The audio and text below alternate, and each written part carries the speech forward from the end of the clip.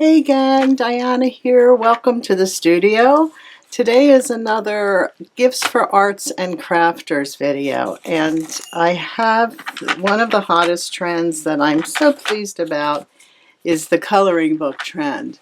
This is just a great thing for anybody, any age, from little kids to older adults. It's fantastic. Now I wanted to show you my set, which is mostly Prismacolor and with a few Lyra. These are super Furbies and they are metallic, which is kind of fun. And they're super soft and nice. So I'll link to all this stuff. This is a really old Prismacolor. And I have lots of, I have a couple of Irogitans that I got from Art Snacks. These are more expensive. They are a little harder, but they're really nice. They're very nice pencil. And I think that might be, I think I have a couple other different kinds in here, but what's that? Derwent. I don't know. Some of these I've had for years. But Prismacolor is a really good brand for hobbyists. I would say that's the highest. People have been talking about breaking leads inside the pencil lately, but I have to say I have had no problem whatsoever with that. We're going to do a little test drive, and the first one I'm going to try are the Crayolas. These are widely available. They are everywhere in the U.S. They're cheap. You can get them at the grocery store. And that lays on some nice color. It's a little hard. The texture of the lead is a little hard, but that's our Crayola sample. Okay. That aside and try. Prang makes my favorite cheap watercolors, so let's see how they hold up in a colored pencil. This set is, let me go back, this was a set of 12, and it's a good set. But I'll link to a couple downstairs, you know, down below the video. This seems to have a couple of metallics in it, which is kind of nice. It has gold and silver, so that's kind of nice. But let's see how a comparable color goes down. And you can see, or can you, that I'm trying to use the same amount of effort, and these do seem a little darker.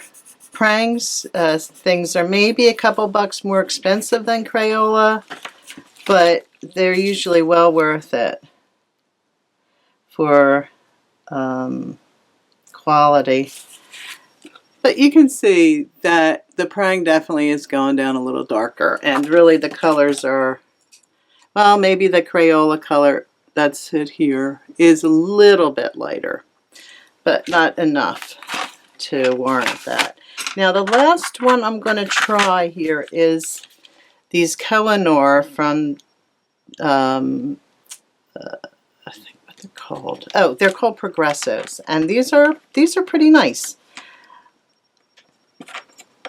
Oh, let me get it out, and I'm just going to take the red. Now these are the pigment. The color is lacquered, so it's all color in here. In other words. Now, way back when, like 30 years ago, really, that goes on really nice. These I used to buy the pencils. I liked them because I could really get a nice side mark, which I liked a lot in a pencil.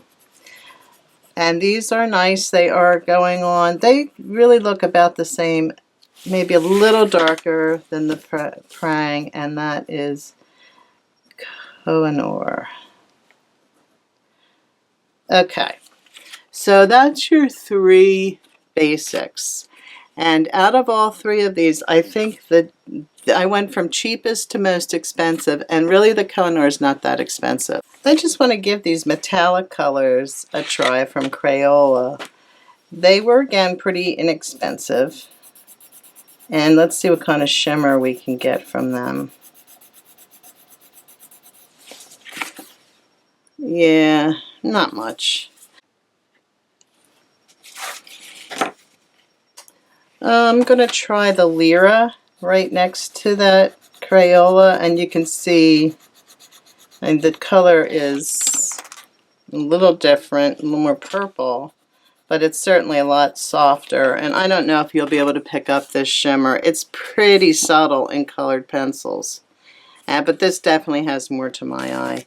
And then next to that, let's just do a little bit of Prang. I really don't know that I feel like metallic colored pencils, you really have to put a good bit on to see any kind of real shimmer. 2 coats of the Prang was good. Let's try a second coat of the Lyra. Is this, yeah. Lyra is very nice color pencil, by the way. You can get not just super Furbies, but regular color pencils. I think they might be a little more expensive than the Prang. I mean, than the Prismacolors. Okay, so here going over twice, I'm getting a lot more shimmer from the Lyra and from the Prismacolor.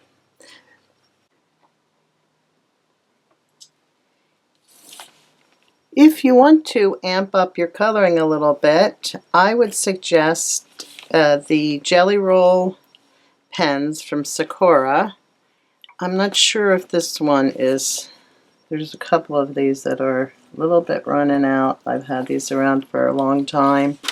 But there's, you can, if that were only a little fresher, sorry about that. There's such a nice glitter on these. This is the Jelly Roll, regular Jelly Roll. This has that shooting star. I'll try to find out what all these are called.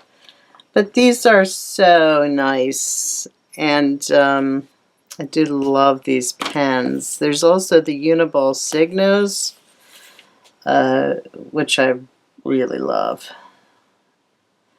Now this is going to go gold purple. This is, I believe this is called a Shadow Writer, and this is probably my most favorite of the Jelly Rolls because they go, let me just show you here. You have to put it down and then leave it for a minute, and then it begins to go gold around the outside, which is really super cool. I don't know. Oh, yeah, you can see that there. There are coloring books everywhere for anybody, in the craft stores, at Barnes & Noble, online, just everywhere. And these are just a few. This was actually, I used some watercolor on this, and it did not bleed through. I was really surprised. This was a Design Originals. And this is also watercolor, but it didn't, it bled through. So you have to be really careful with the water media. It can't be too wet. That bled through. So what I do if I am going to use water media is slip a piece of paper behind it. And this, for instance, this book only is one, it doesn't have pictures on both sides, so it has a blank on the other side. So that's a thought too. If you want to use your markers, Copics, I don't even know if I would say they're worth the hassle, but if you really love your Copics, I'd slip 2 or 3 pieces of typing paper behind it. This is a really nice one, and I've used colored pencils and some markers on this. That's marker. And it really didn't bleed through, but again, the technique has to be quick. You have to put it down and pick it up and not push it around. But this is all colored pencils, and I really feel like that's the easiest sort of media to use on this, because it's just no thinking. This flow I've been working in for a while, and I've mostly used colored pencils in here. I don't even know that I've bothered at all trying to get the, because it is 2 pages too. But I don't think I've even tried to bother trying to use anything else. Now, this is the Enchanted Forest, and these books, The Secret Garden, The Enchanted Forest, and there's one now that's underwater, that's beautiful. These are highly detailed, so think carefully before you give this to somebody. The difference between these 2 books is not only is this not as detailed, but it also gives you an opportunity to add bits and pieces if you want to sort of fill in between the lines, so to speak. The drawings are bold, and that's a thought. If you've got someone who you think might enjoy working in that way, that's great. This is the Zig Clean Color Real Brush Markers, and I have used them lightly and no bleed through. Okay, lightly, not sort of over and over again with this. So these things will work as long as you know this is all Zig, because I'm not a big detail person. I do love this book, but I wanted it to be a little looser. So I use the Zig, I use them lightly. So in just a way like this, so that you're really not spending a lot of time on it. This paper is a bit heavier in the Enchanted, these books. It's really nice paper as well. And there's some very nice, beautiful watercolor books that you can get people, but I'm just really loosely coloring these in. I'm just playing with color, playing with form, and that's it. I hope this video was helpful and that it will help you find a gift for that certain someone on your list or gave you information. And I thank you for staying to the end. Don't forget to give me a thumbs up and subscribe if you're not subscribed. And you'll see some links on the screen now. So I'll see you soon.